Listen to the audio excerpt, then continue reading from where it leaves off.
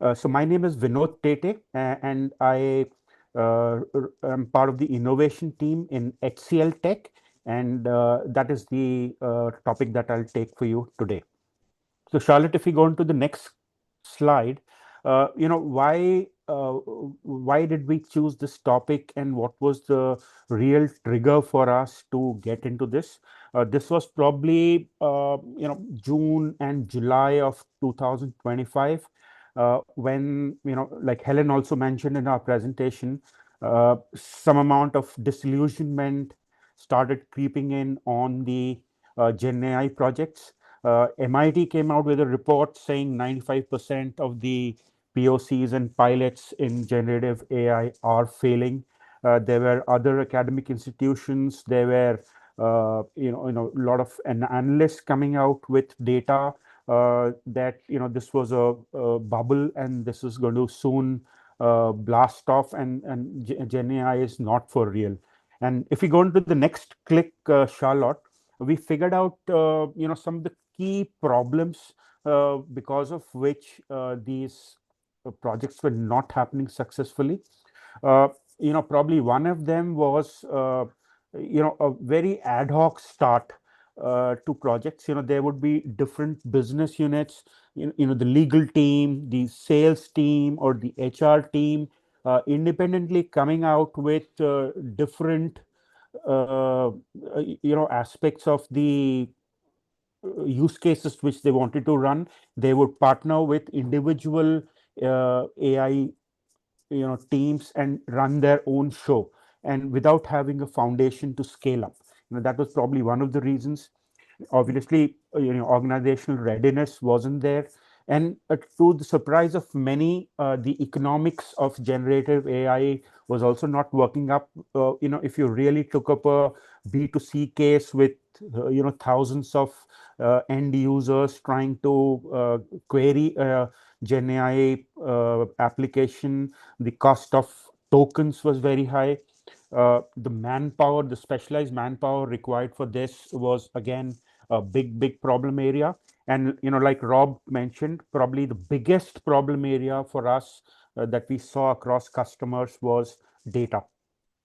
Trying to clean up data and trying to get all the data in one place so that your generative AI projects could actually leverage them. That was not happening.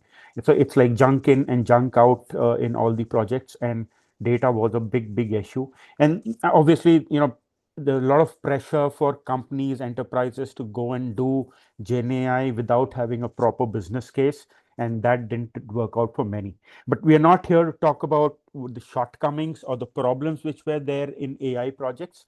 We're going to talk about what were the common, successful factors across a large number of customers, and that is what this project report speaks about.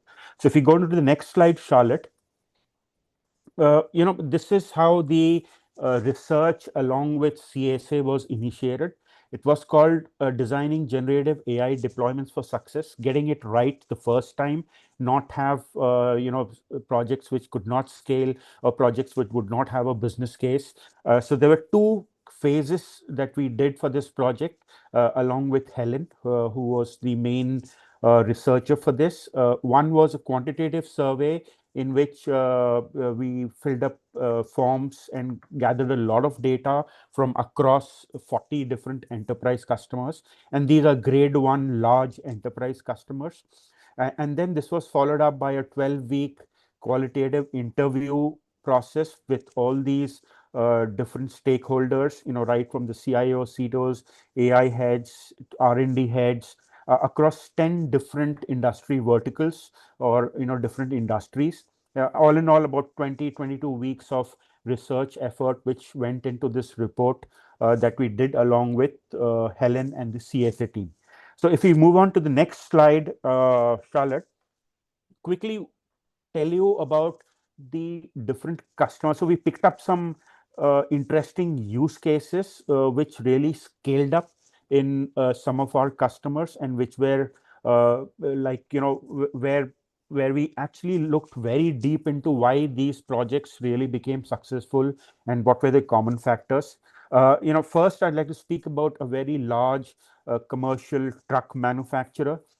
So they built up an AI project for themselves, which was basically to service the different trucks.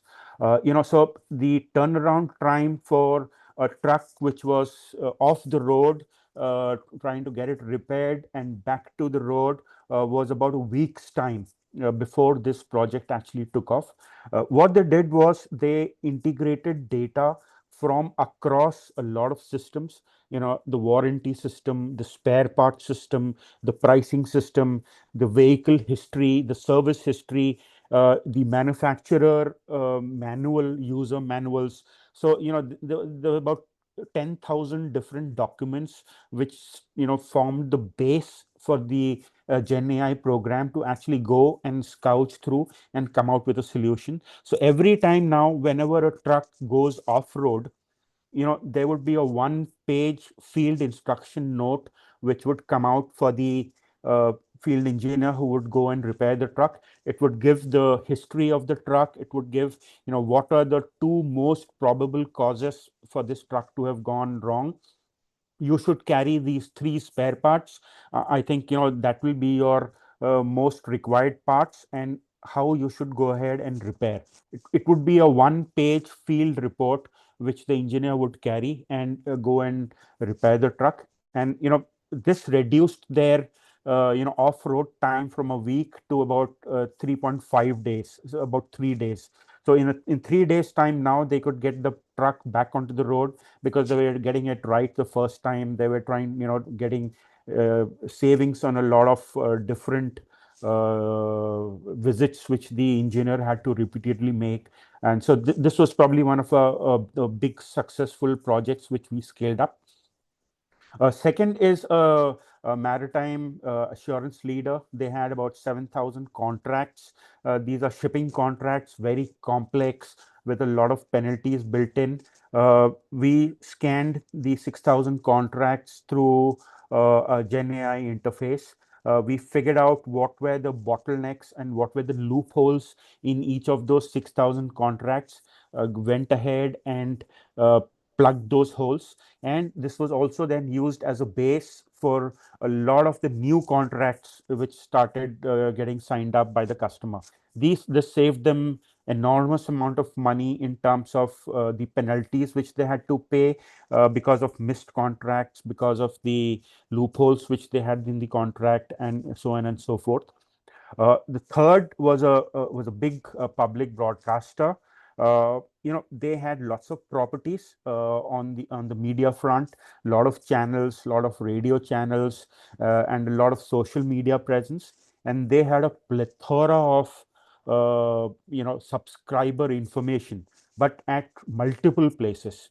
And and they were not able to really monetize that subscriber information, or really make good use of that as a commercial value. So we picked up a project for them which was based on Gen AI. We collated data, structured them to a common platform across more than 100 different media properties, removed duplications, cleaned up data, and now that data is being kind of used up by that broadcaster for monetizing, for advertising, and using it in all sorts of means and processes. Uh, since we're short of time, I'll probably then look at number six, which is a big global entertainment company. So they have a lot of royalties and a lot of intellectual properties in terms of the cartoons, pictures, figures, movies which they produce. And there was a lot of misuse of that IPs, and people used to get away using their logos, pictures without paying a royalty. And we built up this AI engine for them, which could actually go ahead and scan the illegal use of their logos, their intellectual property, and warn them. In fact, churn out a legal notice to the user of that logo, thus helping them get a lot of royalty revenue and fine tuning a lot of legal cases which they were fighting all over the place. So just taking up a few examples of the large Gen AI deals that we could scale up with our customers, and we typically use AI Force, which is the platform that HCLTech uses. This is our own brand and our platform across the whole cycle. It's got provisions for us to really go forth and deliver all these projects. And we also have what we call the HCLTech AI reference architecture, which is basically the foundation of all these AI projects. And that is what we take to our customers. So if we go into the next slide, Charlotte, quickly walk you through some of the key report insights, and walk you through what we learned, what were the good habits that we saw in people who were successful in their AI implementations.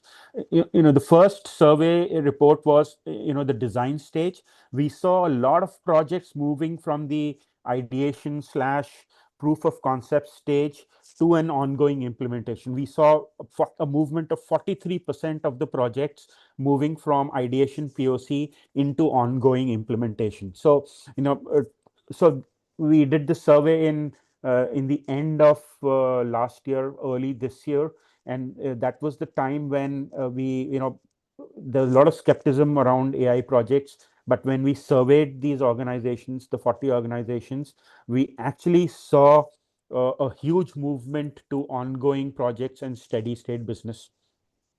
One important aspect, common aspect that we saw across customers was the organizational approach. How do you go ahead doing an AI project? Is it through a central structured IT team, or do individual business units go ahead and do their own AI projects? A huge number of, about 45% of our respondents who were successful said they had a structured central team which would take care of the foundation layer, would take care of all the fundamentals, and then the business units would come and use that common layer and run their use cases. So this was an important factor in successful AI implementations. In terms of prioritization criteria, trying to figure out, what made you run these projects. Although cost savings still happens to be the number one lever for a lot of GenAI projects, but we were very surprised and happy to learn that a lot of new ideas, which were revenue generating ideas, were slowly gaining ground. For example, in the two use case examples which I spoke to you about, the broadcasting company and the company which uses royalty to track royalty, these are revenue generating ideas, and these are not ideas which will just help you in cost savings.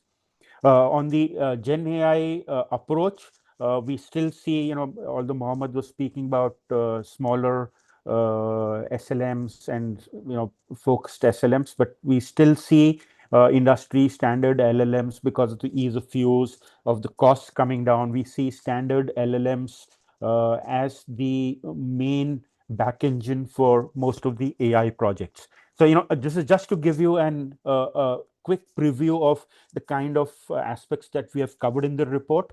And if we go into the next and last slide, Charlotte, this is the report that the Cambridge Service Alliance and HCLTech have come up with, and we will be releasing this report very soon after this. And thank you, all of you who've been participating in this call. I think you will be the first ones to be receiving this, and then we can take it forward. So congratulations, Dr. Zaki and Charlotte and Helen, for this report which comes out tomorrow. Thank you.